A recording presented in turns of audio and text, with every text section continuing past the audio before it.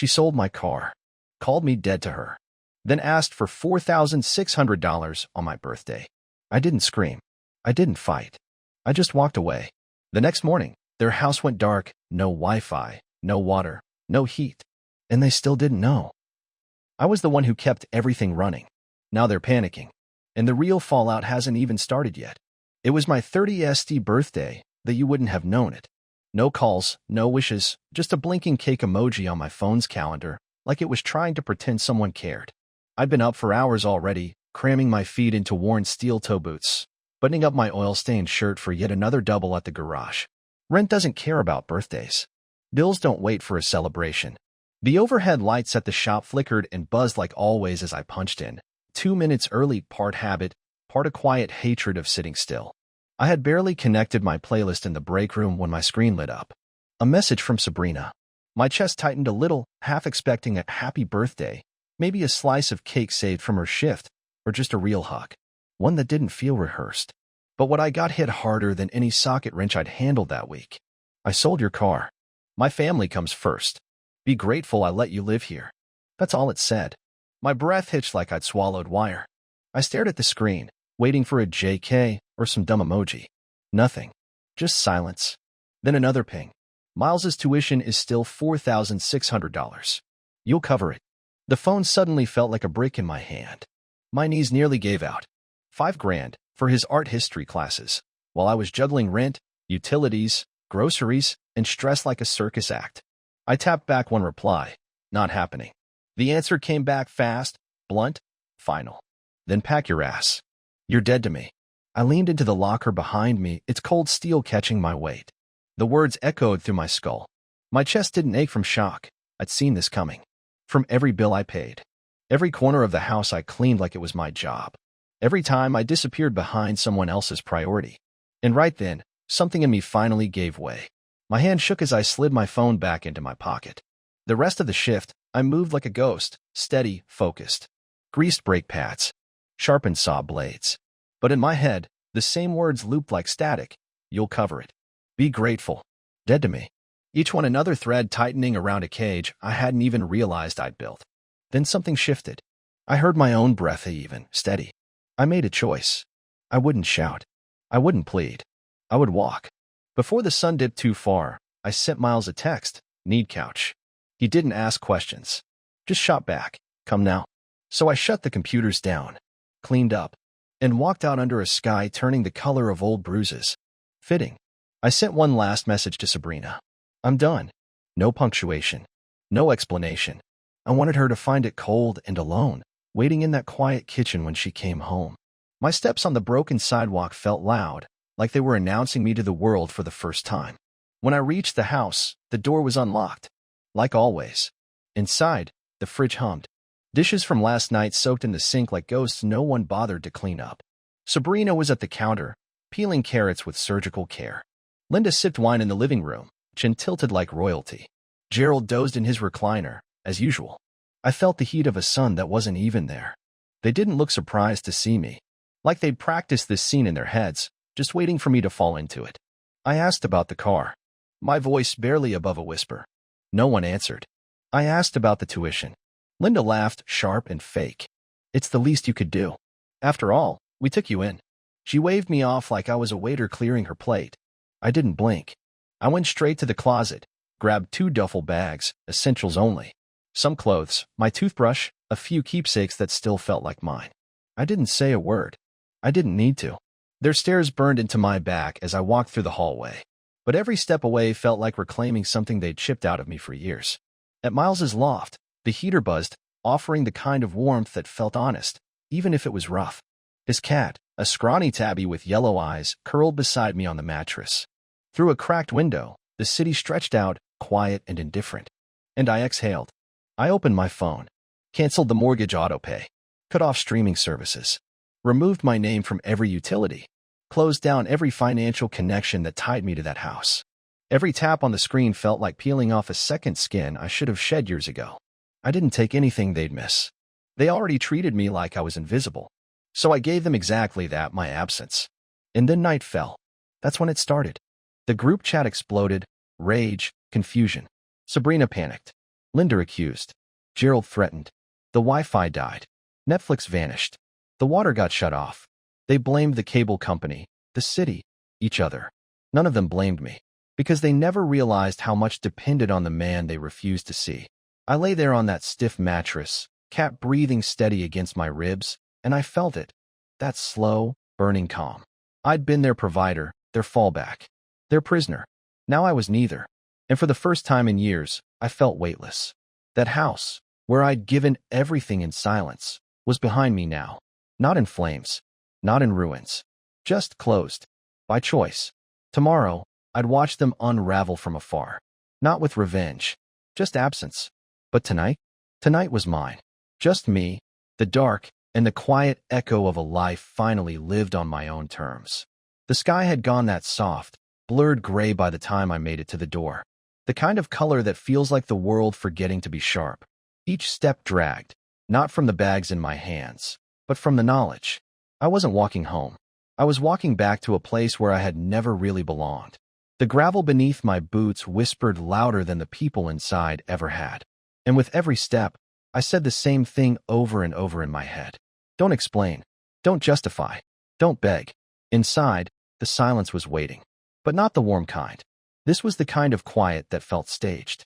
Like they were holding their breath, daring me to flinch first. The hallway lights spilled onto the photo-lined wall, exposing everything. But none of the frames had me. The hallway walls were lined with Sabrina's family memories. Birthdays, vacations, backyard barbecues. Moments I was never part of. Tucked in the corner, barely visible behind a dusty, unlit candle, sat a crooked photo of me. Faded and forgotten. Seemed about right. I passed it without a glance and stepped into the kitchen. Sabrina stood at the sink, scrubbing dishes like they'd insulted her. The force in her hands made me think one of those plates might snap clean in half. Her hair was tied back tight. Her face unreadable, except for the tension clamped in her jaw. She didn't look up. The water blasted from the faucet, and the rasp of steel wool against porcelain was almost aggressive, like she was trying to block me out with sound alone. She was wearing the cardigan I'd bought her last Christmas. It clung to her like memory, but she moved like someone untouched by guilt. That stung more than I expected.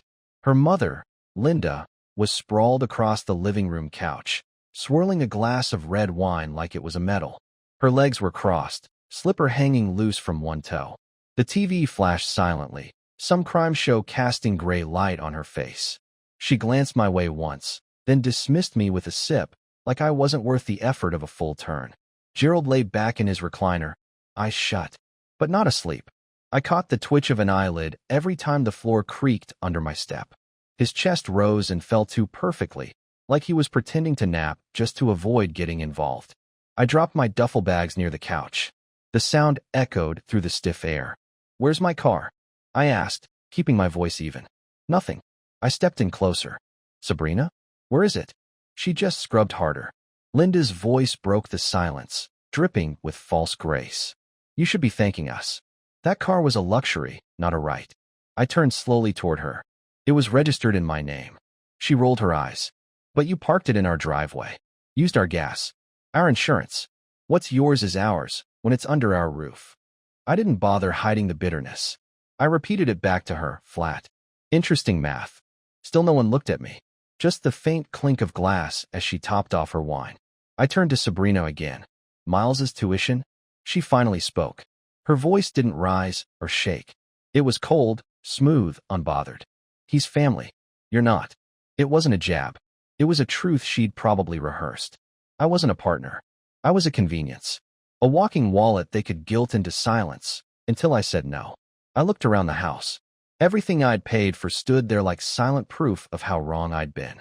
The Wi-Fi router I'd installed still blinked on the mantel. The smart TV I carried in after overtime now cast its flickering light on crime scenes Linda didn't care about. The couch I dragged up 2 flights of stairs now held her like a throne. My name was on the bills. My money ran through every outlet. But my presence? Didn't matter. Not really. I nodded, more to myself than anyone else, and walked to the bedroom.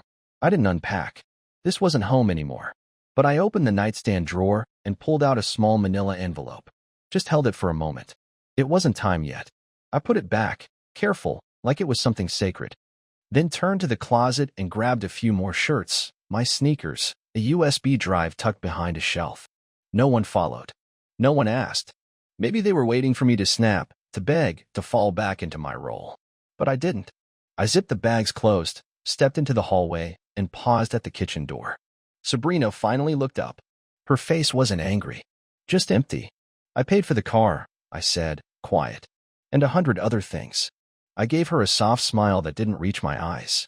But don't worry. You'll figure it out. She opened her mouth, maybe to speak, but nothing came. I brushed past her, shoulder to shoulder. She flinched, not from the contact, but from the fact that I didn't. At the door, Linda called out, "You're making a mistake. This is your family." I didn't even glance back. "No," I said. That was my silence. "You mistook it for agreement." Then I walked out and closed the door behind me. The air outside was colder, sharper, but it was honest. It didn't judge. I heard a dog bark in the distance. Leaves rustled in the gutter. Life that didn't belong to them. They could keep their home. The wine. The illusion of control. I had something they never saw value in, myself. Miles's loft was little more than a drafty garage with peeling paint and windows that moaned with every gust of wind. But when I stepped inside, it felt like a sanctuary. Not because it was perfect, because it was mine.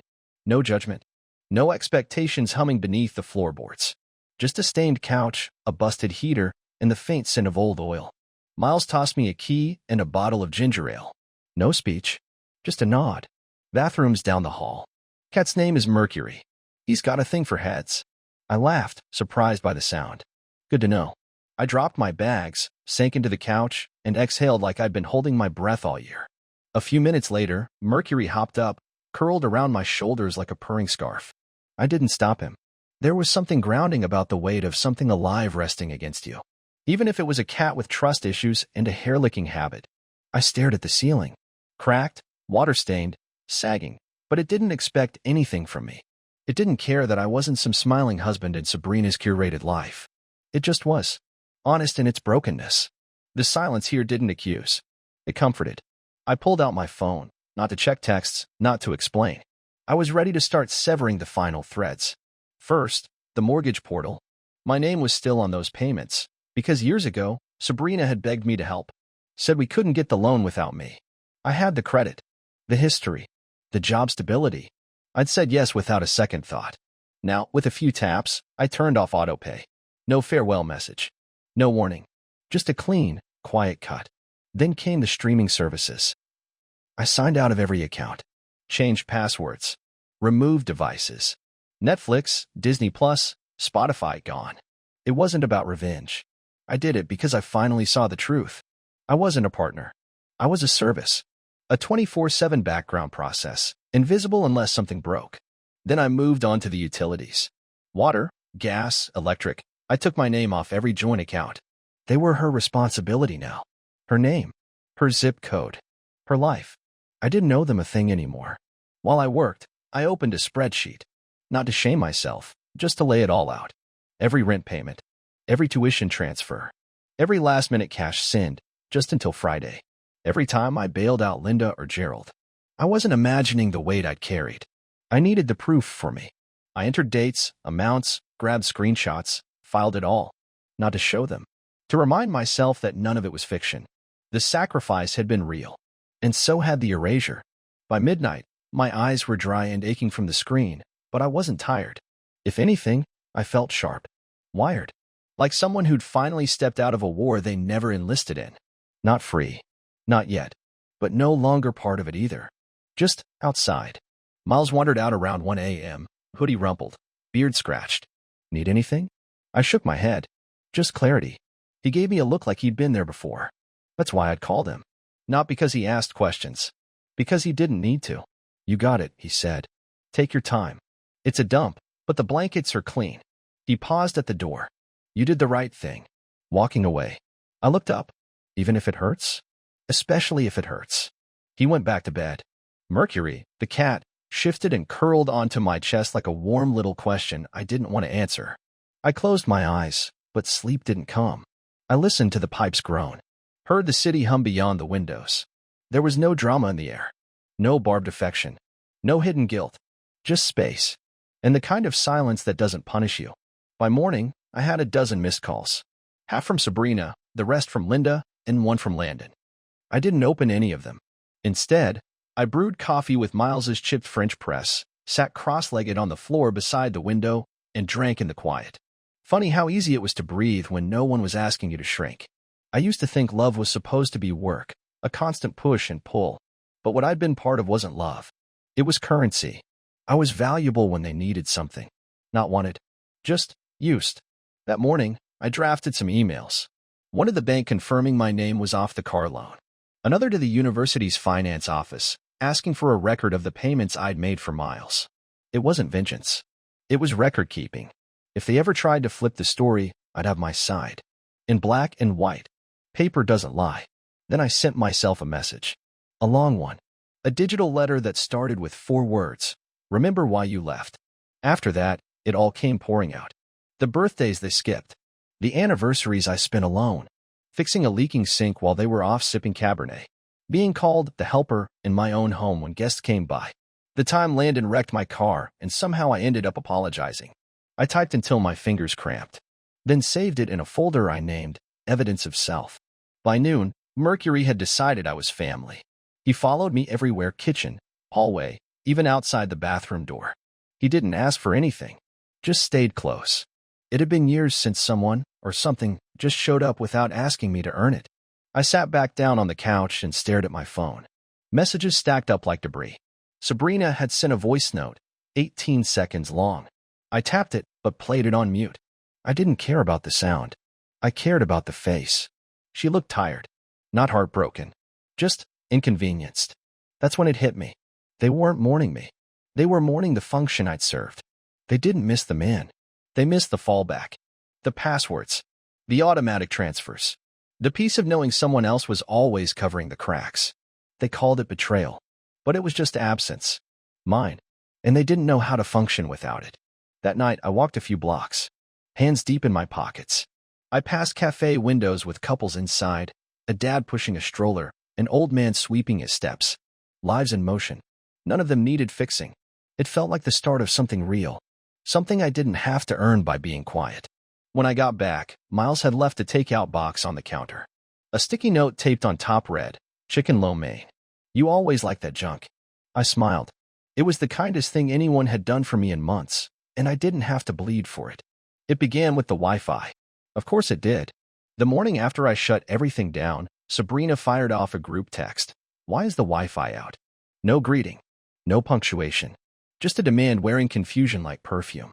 I saw the notification while Mercury stretched across my chest like a smug, furry alarm clock. I didn't reply. Not because I didn't know the answer, but because I wasn't their tech support anymore. Let them call the company.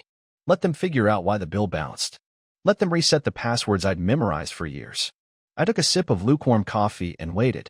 10 minutes later, Linda chimed in. Netflix isn't working. Is the router unplugged? Then Landon, I can't even check my school email. Everything's dead. Another buzz.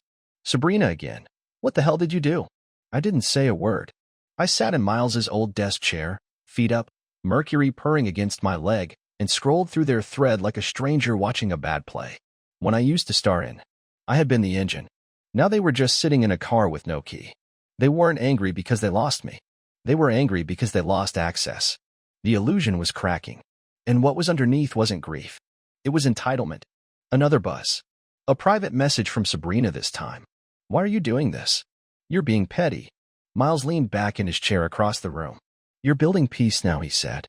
Takes time. Gets messy. But eventually, it gets quiet. I believed him. Not because I had evidence, but because the other option was worse. Going back to that house. That silence.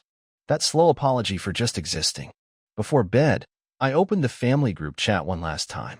Linda had started digging up old emails, copying and pasting like she was building a legal case. Maybe to reassert control. Maybe just to remind herself she still had a voice. Gerald, meanwhile, had gone completely silent. Not a word. Sabrina?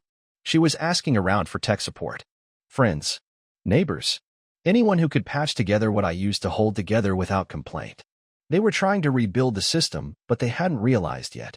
I wasn't just a cog in the machine. I was the system. The one behind the passwords. The one who paid, fixed, scheduled, and remembered what no one else bothered to. I was the invisible scaffolding they leaned on without ever looking up. Now they were scrambling to stand on their own, but the floor they stood on had always been mine. I shut my phone off and curled up beneath the thin blanket Miles had left on the couch. Mercury climbed up, nestled into the curve of my ribs, and purred like it was his job to lull me back to life. The heater groaned awake. The lights hummed. Outside, the city kept breathing. It didn't notice the quiet little rebellion unfolding in this converted garage. And for the first time in what felt like years, I slept. Not out of triumph. Not with rage in my gut. Just with absence. I let them sit in it. Let them feel the vacuum. Because this time, I wasn't coming back with explanations or bandages. This time, I was the one who walked away. And I didn't need to apologize for it.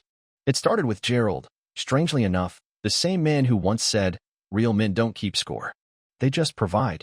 Now he was the one posting cryptic Facebook rants like a teenager fresh off a breakup. He wrote, "Some people pretend to be family until they don't get their way. Then they vanish. Freeloaders don't belong in real homes." Vague, melodramatic, and wildly ironic, considering I'd paid their electric bill for over a year without so much as a thank you. But what stopped me cold wasn't the post, it was the comments. That's where Linda chimed in with her signature drama. "We gave him everything." As if tossing me a Thanksgiving plate made her Mother Teresa. As if letting me sleep in the same house I was funding made her generous.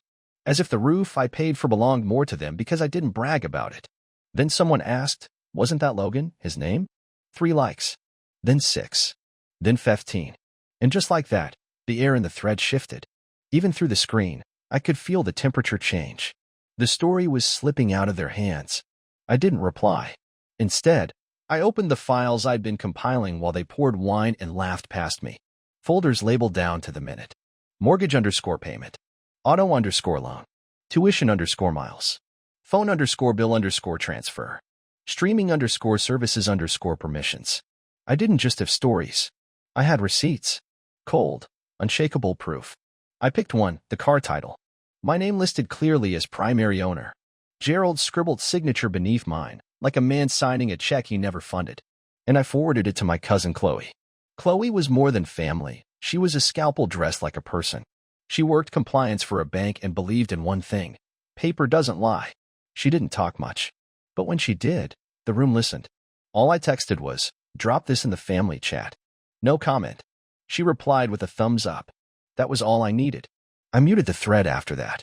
Didn't care to see the blast. I just needed them to know the match had changed hands. Let them burn themselves. By afternoon, my phone lit up with 56 notifications. 15 were from Sabrina alone. I ignored them all. Miles was on the porch, grilling burgers with the calm swagger only a single man in sweatpants could pull off. He looked over, eyebrow raised. "Let me guess, detonation?" I nodded, dropping my phone on the porch railing like it might explode. Gerald went public. I went factual. He laughed and tossed me a beer. "Man's playing checkers. You're writing the chess manual." I eased down beside him and watched the smoke curl into the sky. "It's not revenge," I said. "It's subtraction. You don't have to justify it," he said, flipping a patty. "You're just pulling your weight off their world. Let it tip." I took a sip of the beer. Bitter. Clean. Grounding. Mercury pawed at the screen door, tail twitching with that feline judgment like he had his own take on the whole drama. I let him out. He stretched, circled my boot, and blinked at the sky like he was claiming it. Later that night, my phone buzzed again. But this time it wasn't them. It was Sabrina's orbiters. The fringe friends. The meme sharers. The ones who used to send her jokes about cutting off toxic men. Now they were texting me. "Hey, is everything okay? She's losing it, man." One even said, "I thought you guys were solid. Didn't know all that was on you." Translation: the story was unraveling. Without me playing quiet, her version couldn't hold. She didn't plan for truth. She counted on my silence. But receipts speak louder than tears. By 9 p.m., I gave in. I checked the group chat, not to join, just to watch. Chloe had posted the car title. No explanation. Just the document, clean and clear. In one sentence, I thought we were keeping it real. No drama. No sides. Just fact. Alyssa responded, "Wait, you paid utilities for a year? Uncle Marvin, why is Sabrina asking Logan to pay Miles's tuition?" Then someone dropped a meme. A cartoon bride handing vows to a man labeled husband. while holding hands behind her back with another man labeled ATM. Caption: Modern Love. I didn't laugh. Not because it wasn't funny, but because it was accurate. Sabrina's final message that night blinked onto my screen. Why are you doing this to me? I didn't know it would go this far. That one stayed with me. I read it twice. Then again. Slowly. I didn't know it would go this far. Like the match had just lit itself. Like I'd set off a bomb by walking away quietly. Like silence after manipulation was some kind of cruelty. But I knew better. She did know. She just didn't think I'd ever push back. She thought I'd keep nodding. Keep bending. Keep patching every leak while they chipped away at the foundation. She never imagined I'd walk away with proof. Miles dropped onto the couch beside me with a greasy plate and a cold soda. You gonna respond? No. That's what they want, he said. A speech. A soft landing. Exactly, I said. They want closure. A lifeline. I'm giving them space instead. Good, he said. Let them sit in the absence. And that's exactly what I did. That night, I backed everything up. Every file. Every screenshot. Every thread. Onto a secure drive. Not to go public. Not to fight dirty. Just so I wouldn't gaslight myself later. So I'd remember what was real. I wasn't rewriting the past. I was preserving it. Quietly. Just for me. I fell asleep to the hum of my laptop, mercury curled around my ankles, and the distant noise of a city still spinning. A world that had already started moving forward. Without them, I didn't feel like I'd won anything, but I felt clean. And that alone was more than I'd felt in a long time. The message buzzed in at 7:02 a.m., before I even had a chance to brush my teeth. The vibration rattled the nightstand, stirring mercury from where he'd curled up across my chest. He stretched, yawned like royalty, then hopped off with a soft thud as I reached for the phone. It was Landon. No greeting. No build-up. Just, bro, I didn't ask for this. Dad said you'd take care of it. He signed me up without asking. I squinted at the screen, still half asleep. Read it again. And I almost laughed. So now I was important again, because tuition was due and the payments were bouncing. Now that the school finance office was sending warnings, suddenly I was worth messaging. Not to say sorry. Not to ask how I'd been since they kicked me out like trash. But to hand me the mess. Again. I didn't reply. Not immediately. Instead, I got up, splashed cold water on my face, and stared at the bathroom mirror. My reflection looked different. Not peaceful, at least not yet, but clearer. Like the fog that had covered my eyes for years had finally lifted. I stepped back into the main room. Miles was already at the stove, something sizzling in a pan. The smell of garlic and eggs filled the space. You want some? He asked, eyes still on the pan. Yeah, I said, more out of muscle memory than hunger. I perched on the armrest of the couch and opened Landon's message again. No question. No curiosity. Just an assumption that I'd step in like always. I remember driving him 6 hours to tour a college he couldn't pronounce. Remembered buying him a top-tier laptop because he swore he'd fall behind without it. I remembered holding him together the night he thought he'd flunked out, staying up all night drilling flashcards while everyone else slept. And now this. I started typing. Maybe ask him why the guy who paid for your laptop, your phone, your dorm deposit just got kicked out. I hit send. Then I waited. Expected silence. Another truth tossed into the void too uncomfortable for anyone to echo back. But 10 minutes later, he replied. Sorry.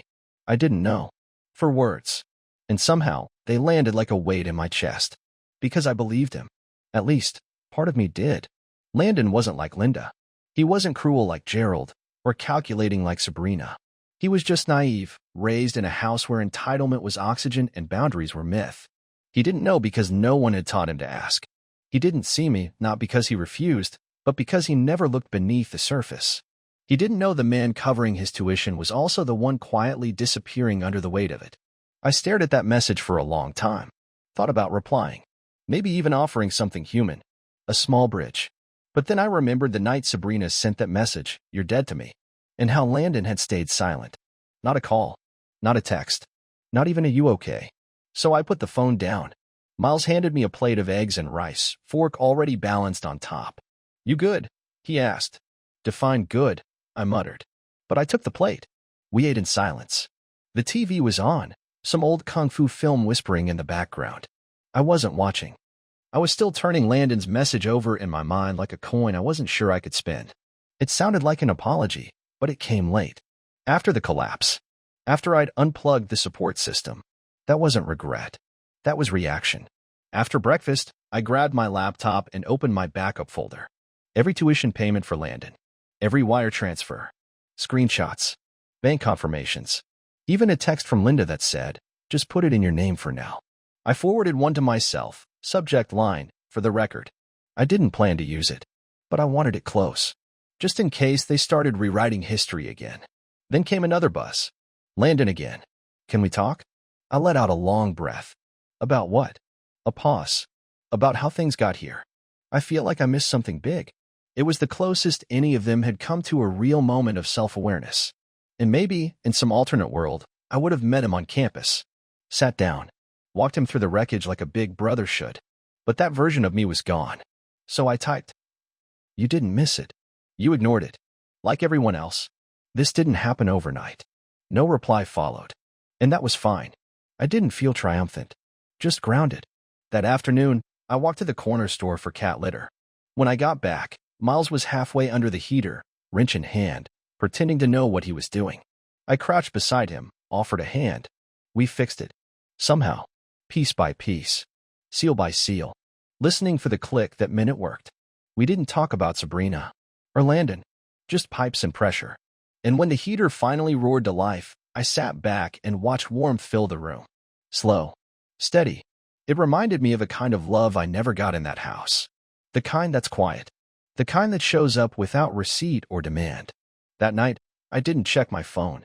Let it buzz. Let it blink. Let it beg for attention like a child throwing a tantrum. I didn't answer. Because I had nothing left to give to people who only noticed me when things stopped working. I wasn't anyone's backup generator anymore. The knock came just after 7. Not a soft one. Not a maybe I should leave knock. It was the kind that rattles hinges. The kind that thinks it still owns the right to be answered. I was on the couch in gym shorts, scrolling through old photos, not to feel anything. Just to remind myself there had been a time when I smiled without effort. Mercury slept across my feet, limbs thrown wide like he was dreaming of battle. Miles was in the kitchen, tossing pasta like he always did, gracefully careless. The second knock came. Louder. This one asked for attention. Miles froze mid-motion. Turned his head slow, measuring the sound like a threat. "You expecting someone?" he asked. "No." We both stayed still, waiting. The knocking came again, harder this time. Then a voice followed. "I know you're in there, Logan." I didn't have to look. I knew that voice by heart. That gruff, commanding tone belonged to a man who'd once called me son, behind closed doors, and turned ice the moment I said no in public. Miles dropped the spatula. "You want me to handle it?" I pulled on a hoodie and slid into my shoes. "I'll go." He didn't move far, just cracked the door open enough to see who was there. Then stepped into the threshold with the kind of quiet weight Miles carried like it was stitched into his bones. Gerald stood on the porch. Fists tight. Chest puffed. Eyes already scanning over Miles's shoulder like he was looking for property, not a person. "We need to talk," he said. No hello. No apology. Just command. Miles didn't flinch. "Talk to who?" "To him." Miles looked back at me. I nodded. "Let him." He stepped aside but stayed in place, arms folded, back straight. A silent wall between me and whatever came next. I stepped outside and pulled the door shut behind me. The air was crisp. That soft blue-purple light had started to fall across the sky. Evening creeping in. Shadows stretching long. Gerald looked bigger than I remembered. Or maybe I just felt smaller. But I didn't step back. He didn't wait. "You're punishing Sabrina for nothing," he said. Voice controlled, clipped. Like every word was a courtroom statement. I looked him dead in the eye. "She sold my car. She needed the money. She told me I was dead to her. She was angry. So was I said, keeping my tone calm. But I didn't tear down her world through a text message." His jaw flexed, but he didn't stop. "You think walking away makes you a man? Real men don't abandon family. You think calling someone family makes you one?" I shot back. "Real men don't treat people like ATMs with pulse rates." He stepped toward me, his hand lifting halfway, maybe to grab my shoulder. I flinched, just slightly. Enough to let him know that wasn't going to fly anymore. "Look," he said, voice dropping. "You made your point, okay? The house is falling apart. The bills are stacking up. Linda hasn't stopped crying. Sabrina's unraveling." He looked at me like I was supposed to blink. Like those words were supposed to crack me open. I didn't. "I need you to come back," he said. I blinked. Once. Slowly. You don't get to ask me that. She's your wife. She made her call. He let out a sharp exhale, like he was trying to force sympathy through clenched teeth. Fine. Don't come back. But you can't leave it like this. People are relying on you. And that's the problem, I said, stepping closer until we were eye to eye. You all relied on me while treating me like furniture. You liked the version of me that stayed quiet, paid up, and asked for nothing. The second I stopped, I became disposable. His jaw tightened. We gave you a place to stay. And I gave you a house that functioned. Do you even know what your electric bill is? The water? The gas? I carried all of it while you pretended that letting me sleep there was some grand act of charity. He stepped forward again, trying to loom, trying to win. You're being cold, he growled. You're burning it all down over a couple fights? I laughed. Sharp. Loud enough for Miles to move forward, just a step. This isn't about fights.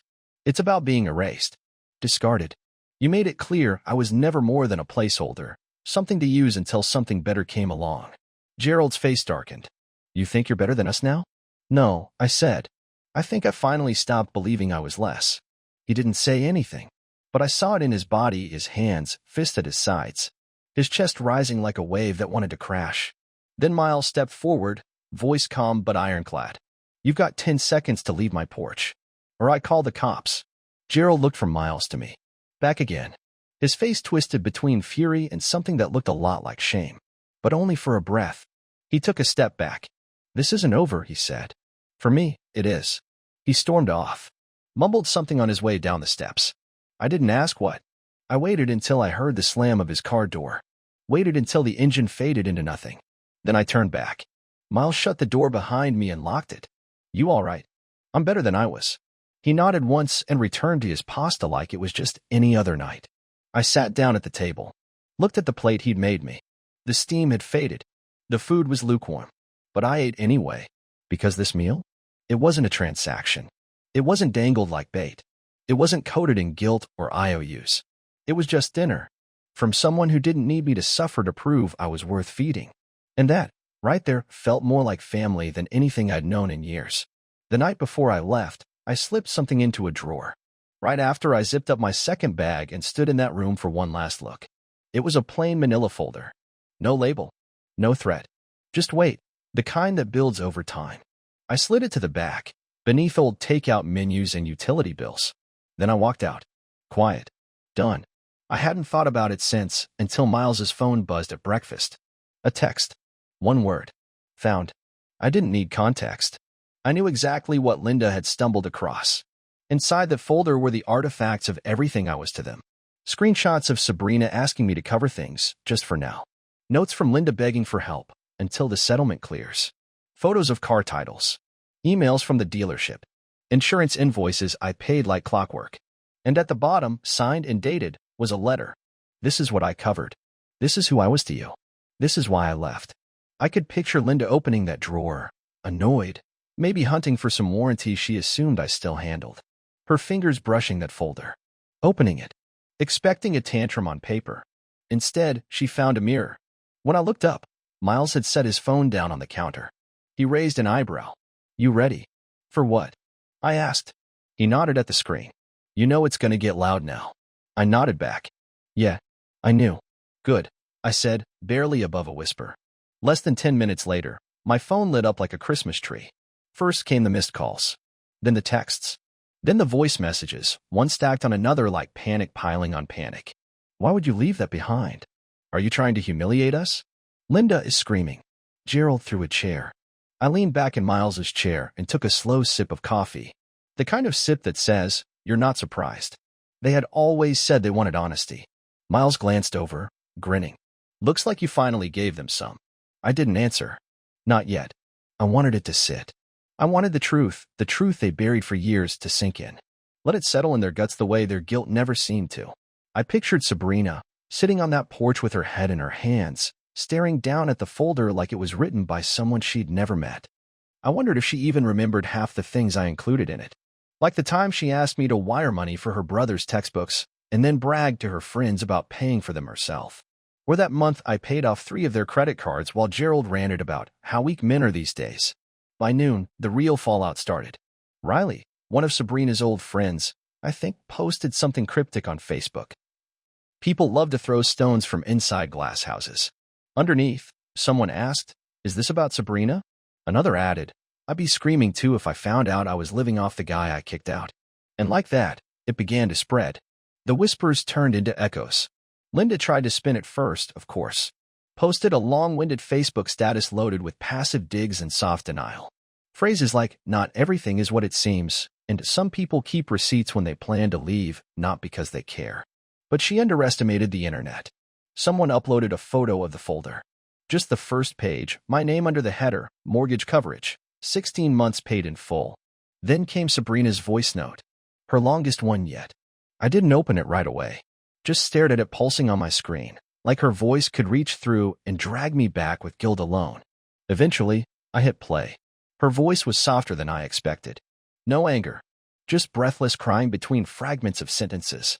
I didn't know it would go this far. I didn't think you'd really leave.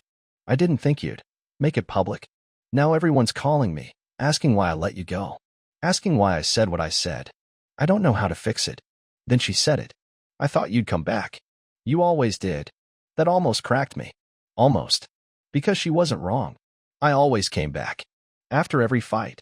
Every insult swallowed at dinner while they clinked wine glasses and forgot I was there. I came back with my wallet. My silence. My loyalty. But not anymore. I didn't respond. That evening, Miles and I sat on the balcony with takeout wings from the place down the street.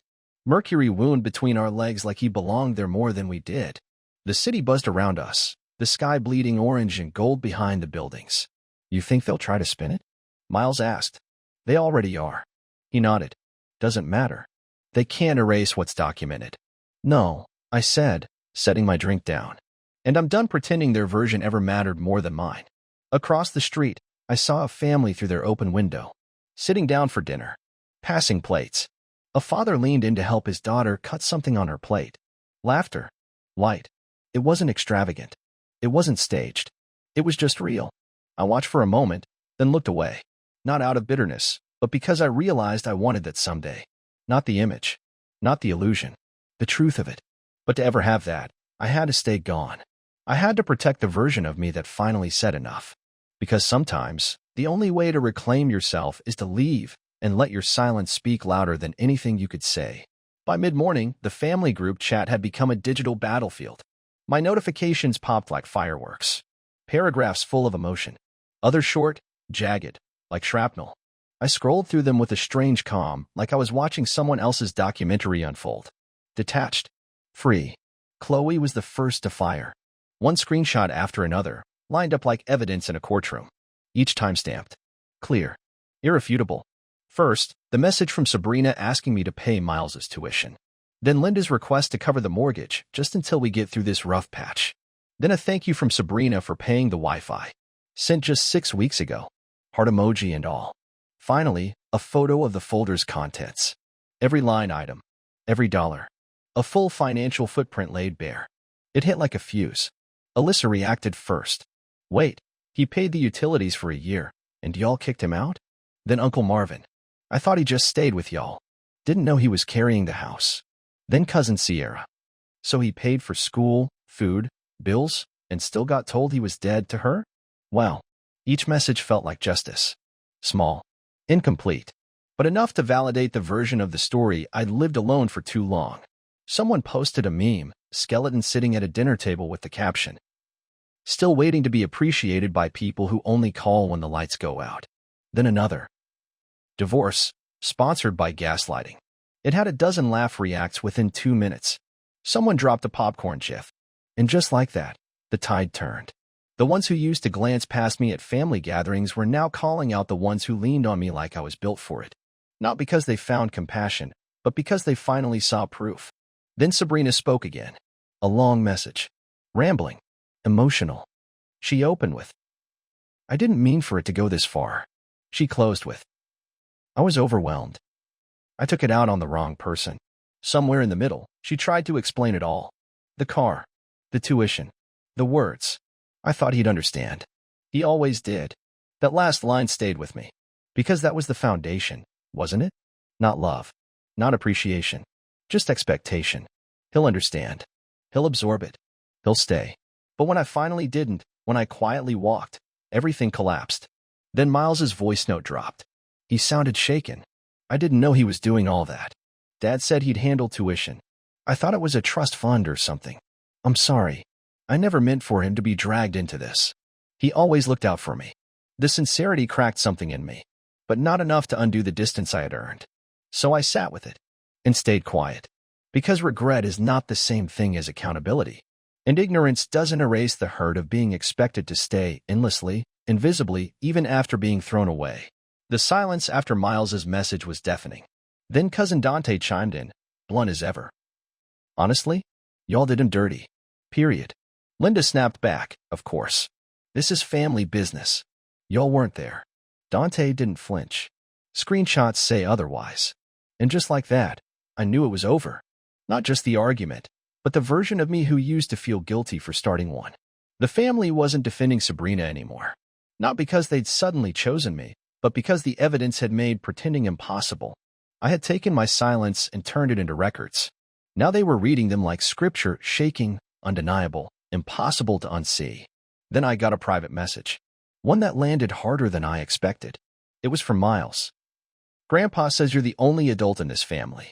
Short. Unloaded. And I had to read it twice. He didn't ask for help. Didn't beg for money. Just passed on a sentence that, for once, didn't carry expectation or guilt. The same man who used to pull me aside every Christmas and tell me I'd never be a leader had apparently changed his mind. Too late. But still, it landed. Later, Sabrina messaged again. I didn't know it would go this far. Same words she'd left in that voice note. Same words she probably repeated to herself every night since opening the folder. But the truth? She did know. She just didn't think I'd actually walk. She never thought I'd take the evidence with me. She assumed I'd stay in my role, silent, dependable, unpaid emotional labor. Her safety net. Her power source. But here's the thing about systems. When you remove the foundation, everything stops running. And I have been the system. The Wi-Fi. The debit card. The memory bank. The fixer. The tech guy. The fallback. The husband and label. The service desk and function. Now I was a ghost in the machine. And the machine was offline. I didn't respond to Sabrina. Because she wasn't looking to talk, she was looking to regain control. She didn't want a conversation. She wanted calm. As long as I was the one to absorb the blame and bring the order. That's not how this worked anymore. Miles walked in, phone in hand, smirking like he'd heard something wild. Your ex-in-laws are trending on Facebook. I raised an eyebrow. He held the screen out. Someone had posted Linda's original rant next to my itemized spreadsheet. The comments were brutal. Even strangers were chiming in. Imagine biting the hand that paid your light bill. I shook my head. I didn't ask for this. I know, Miles said. But you didn't stop it either. That's the difference. I leaned back, Mercury curling into my lap like this was just another Tuesday. And I realized something. This wasn't revenge. It was truth. And the only reason it looked like a storm was because they'd spent so long pretending the sky was clear. They built the fire. I just stopped tossing inwood. And now that the flames had died, they were left shivering in the cold. Maybe that's what it takes to learn. And if it wasn't, well, that wasn't my problem anymore. It was a Tuesday morning when Miles found me at the kitchen counter, absent-mindedly stirring coffee I had no plan to drink. The steam rose in slow spirals, curling into nothing. I just stood there and watched it fade. I hadn't slept, not out of rage. Not even regret. Just a kind of restlessness that comes when your internal clock no longer ticks by someone else's dysfunction. No more midnight shouting matches. No more overdraft alerts because someone forgot to tell me they'd maxed out the joint card. No more ghost walking through a house I paid for without ever being offered a chair. I wasn't the ghost husband anymore. Miles walked in, hoodie half-zipped, keys tossed into the bowl like usual. You've got a visitor. I didn't even have to ask. Gerald again? Nope, he said. Neighbor. Older lady 2 doors down. Said your ex's dad is pacing on her porch. I blinked. He's bothering the neighbors now? Apparently he's asking if anyone knows how to get help paying an electric bill. I didn't say anything. But yeah, I kind of smiled. That was the thing with men like Gerald. Their pride held strong until it cracked. Then suddenly, it was everyone else's fault. Now he was out there knocking on strangers' doors, searching for the generosity he once sneered at me for offering. It would be tragic if it wasn't so poetic. My phone buzzed on the counter. Linda again. I didn't answer. The voicemail icon blinked a second later. I swiped it away. She called twice yesterday too, once after midnight, voice slurred. Another in the afternoon, trembling. He's losing it, Logan. He can't handle the bills. I'm sorry. Please come back. Those last 3 words echoed. Please come back. But she didn't mean to me. She meant to function. To utility. To usefulness. Not to be loved. I stirred my coffee one more time, then let the spoon rest. Then my phone buzzed again. A name I hadn't expected. Sterling Miles. Text message. I'm leaving. Can you pick me up? It hit different. No drama. No guilt. Just a question. I typed back. Yeah. Meet me at the corner. 31 minutes. I showed Miles the message. He nodded and tossed me the keys. Bring back wings, he said. Always. The drive was quiet. Late morning traffic was light. The city rolled past like a memory. Bodegas, laundromats, sun-faded signs clinging to brick. I hadn't been this way since I left. But every crack in the sidewalk, every intersection, I remembered it all. And there he was. Landon. Backpack on. Duffel at his feet. Hoodie pulled tight. He looked smaller somehow. Not physically. Just less weighed down. Like someone who'd finally opened their eyes. He climbed in, quiet. You good? I asked. He shrugged. Not really. But I'm done. I nodded. No lecture. No probing. Just the road ahead. After a few blocks, he spoke again. She said you were overreacting. Said you'd cool off. She was wrong, I said. I know that now. That was it. No monologue. No tears. Just truth. And it meant more than any of Sabrina's voicemails ever could. We stopped for wings on the way back. Same divey place. Cracked vinyl booths. Sticky tables. He picked at his fries. I crushed a basket of lemon pepper like it was holy. Every now and then he'd glance up, and I could tell he was seeing me differently. Not as the fixer, not as the fallback, but as the man who finally said no. When we got back, Miles was out on the porch, flipping through a car magazine, sipping something from a mason jar. You're not staying long, right? He asked, not unkindly. Landon raised his hands. Just till I find a place. Miles nodded. Cool. Floor's yours. Mercury gets the couch. We all laughed. Even Mercury blinked like he agreed. That night, I sat on the balcony, phone in hand, scrolling through the last unread message from Sabrina. It was a photo of the porch. Caption beneath it. I don't know how to reset anything. Exactly. That was the point. I'd been the one who made everything work while everyone else broke it. And I was done. I deleted the message. No reply. Because silence had become my clearest response. I stayed out there long after the sky turned dark, the streetlights blinking on one by one like they were exhaling with me. Down the block, someone played music from an open window. One of those songs that feels like a chapter ending. And that's exactly what it was. I wasn't angry. I wasn't grieving. I was free. And they were offline. Not because I destroyed anything, but because I finally stopped fixing it.